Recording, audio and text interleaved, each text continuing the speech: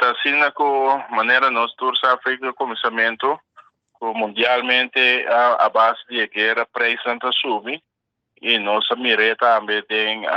com a barrina de petróleo da sube, pero nós temos a dor que nós importar eigenlijk produto não derivado de petróleo, riba blacks, esse também está sube, pois na dia nós está importado lo que está sucedendo do mundo aí fora. Então, talvez nós aqui na também está sentindo eigenlijk a subida de preço, pero foi princípio o governo de começar a se exercício não para hora tá sinaleu nós por barra a preço. Agora que nós tem na staten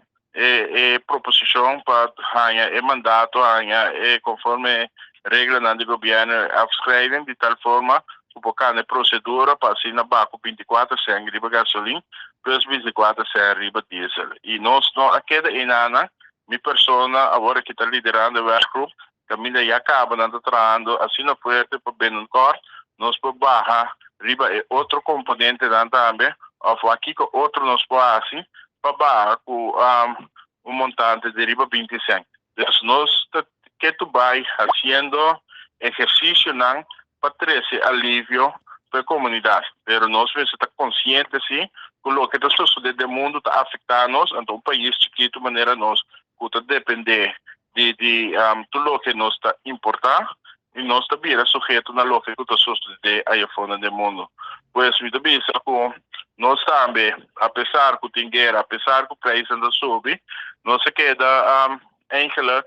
se tudo custa mesmo coisa. Dus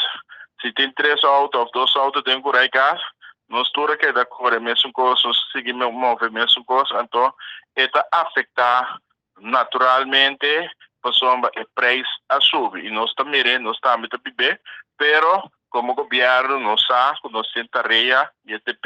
também de que nós por mitigar de assunto de preço.